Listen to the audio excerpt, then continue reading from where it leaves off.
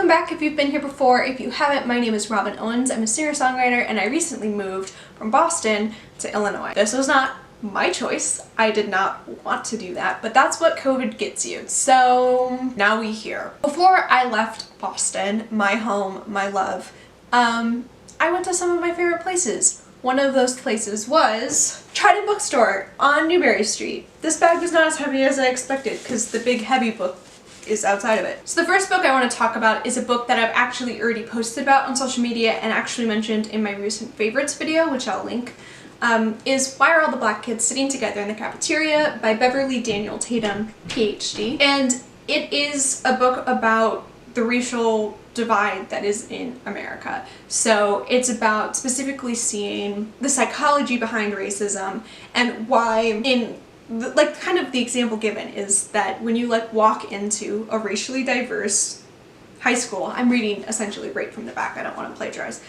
you'll see Black, White, and Latinx youth clustered in their own groups. Is this self-segregation a problem to address or a coping strategy we should support? And the argument is basically that if we don't talk openly and candidly about our racial identities, we won't be able to get past the issues that we're facing.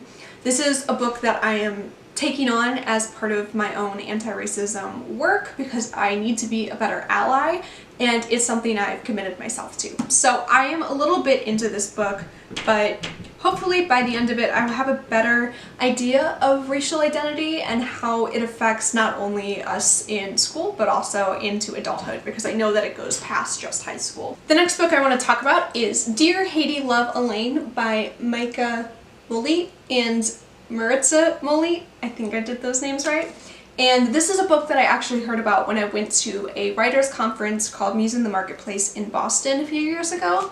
I'd forgotten the name, so when I saw this and it looked familiar, I picked it up and I was so pleased to have found it again. So this is a book about a 17-year-old Haitian American girl in Miami who does something at school that gets her suspended and shipped off to Haiti for 2 months to do a summer immersive volunteer program. Her mom goes with her. They are originally from Haiti, so she gets to spend 2 months exploring Haiti, doing a lot of hard work, flirting with the other intern, and discovering stuff about her family, including secrets, betrayals, and apparently a curse. So I'm really excited to read this book. This is a book that I picked especially because I'm trying to diversify the books that I'm reading, but mainly because I want to know what the curse is and I want to know what she did that got her suspended. And also apparently her mom is hiding from a media storm for something she did. So there's a lot of juicy gossip in here that I really want to know about. So I'm excited to read this. Hopefully this is something that I will read in August because I feel like it's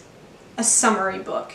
The next book I have is big and heavy and it's called Cursed. It's illustrated by Frank Miller and it was written by Thomas Wheeler, soon to be a Netflix series. This was actually advertised to me as a Netflix series literally yesterday, which made me really excited to read this book. I picked it up because I love all of the stories surrounding the King Arthur myth, and this is a retelling, well, it's a telling that's kind of like a twist where we're focusing on the Lady of the Lake. I'm really excited to read this because I love the myth. A little background, one of my favorite authors is Meg Cabot, who wrote the Princess Diaries series, but she also wrote a book called Avalon High, which was turned into a Disney original movie, which was so good. I want to read it before I see the show, so I should probably start doing that soon. My assistant, Abby Ann, the cat, has joined us, so if you hear any sounds in the background that sound like a cat, that would be why. The last 2 books are both about witches.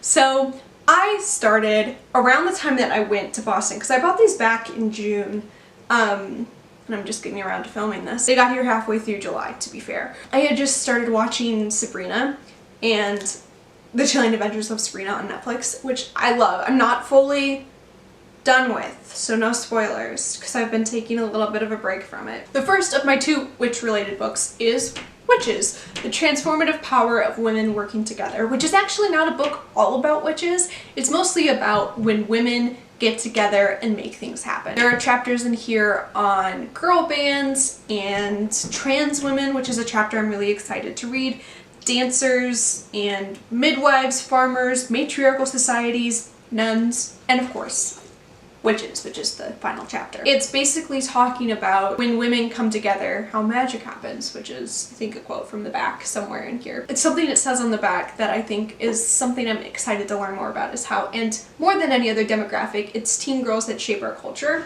I feel like teen girls get a lot of flack for being passionately in love with things, and yet somehow they're the ones who drive most markets. So maybe respect them more? I don't know. The last book I'm going to talk about is The Witches, Suspicion, Betrayal, and Hysteria in 1962 Salem by Stacy Schiff. So this is a deep dive into the Salem witch trials, which happened obviously in 1692. If it happened in 1962, man. Having trouble with the speaking today, and it's a very deep dive apparently into what happened, where everybody's accusing each other of being witches. There were obviously trials. 19 men and women ended up hanged. I thought the number was lower than that. This book I'm probably going to save to read in the autumn months because it feels like it's a Halloween book. Imagine this and like sitting at a coffee shop and all the leaves are orange and you're drinking a chai tea latte. That's the mood I want for this book. The last two things I have here are not books, they are add-ons that I got. So this is a pin that says Feminist in rose gold. I can't put this on anything where it might fall off because I will lose it. Things fall off of my bag all the time. This will probably go on a pin banner if I ever get one, or a pencil case, because those tend to stay in my bag, and if it was gonna fall off, it would fall off in my bag, which is fine. The last thing I got is this Rainbow Boston sticker to put on my computer to remind me of Boston, and I realized as I was pulling it out to film this, it's probably meant to be a Pride sticker because I bought this around Pride Month. I am not a member of the LGBTQI community, but I am an ally, and I bought this because Boston. So I feel a little silly, but I'm still gonna use it because I did spend money on it. Okay, thanks y'all for watching. I hope you enjoyed my book haul. Oh, I have to say this. This month, August 2020, I am trying, so I'm doing a stupid thing. I am trying to write a story. I don't think I'm gonna finish it this month, but here's the thing. I've been working on a book for like 2 years, and I love it. I love it so much, don't get me wrong. But there's this other story in my mind that won't shut up. So I have to get that at least part way out so I can finish my first draft of the other book. So that's what I'm trying to do this month. So you might see another video from me talking about that. That's just something I want to announce it here because then it's like accountability and I'm more likely to do it if people know I'm doing it. So hopefully I will keep up with that. If you want to follow me anywhere else, I'm really active on Instagram, so you can follow me at anywhere else down below if you so wish. No pressure. Please do. I will see you when I see you because I apparently can't consistently post these videos on Tuesdays. Okay, bye!